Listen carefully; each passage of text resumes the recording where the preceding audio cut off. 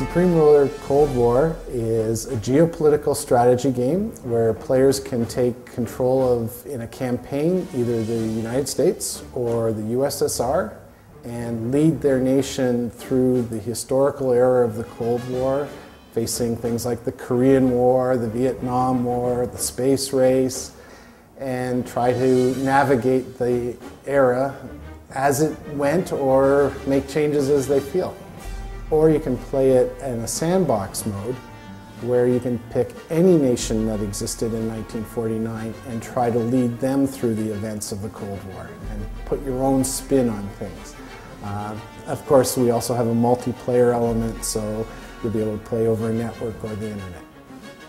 So a big factor during that era was not actually going to war with another country, but trying to get them in your camp. I mean, the Soviets did it through intimidation, but in a lot of cases economic and military aid. And now sometimes the military aid's not funneled to the people in power, it's funneled to Castro and get him into power. So, and you have that kind of escalation. What's Russia doing? What's the US going to do to counter? And you know, things like that have a tendency to escalate, and it's a matter of controlling the escalation so it doesn't lead to nuclear war, but then again it could lead to nuclear war. Well, the scope of our game is very unique. We have incredible detail in the game, and it's been the biggest challenge of development is making that detail accessible to the players but not overwhelming the players. Military is real-time tactical, so you control every battalion in your government's military. So if you're playing as Russia or the US, you could have 2,000 to 3,000 units easily that you're controlling and having to move around the map.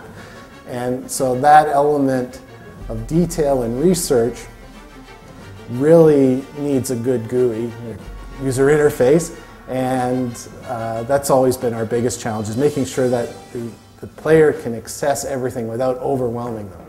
The details of where materials are in the real world, the economies of the real world, the personalities of the countries involved, colonies. You know, we have African nations trying to gain independence during the Cold War. You have the Caribbean nations becoming independent. You have so many things happening all over the world. And beyond that, we have a very heavily researched background.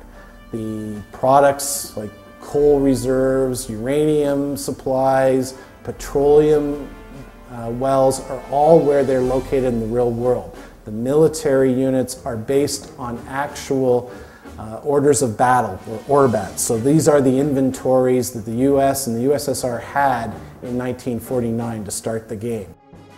Well, the goal of the game, as in the campaign mode, as either the US or as the USSR, you try to bring other nations into your sphere of influence. That's the primary design goal.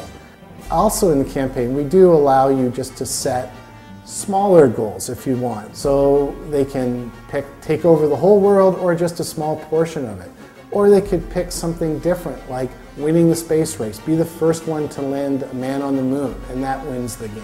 Controlling that scope of play in the victory condition, so lets players choose how long they want the game to run and how much of the world they want to take over.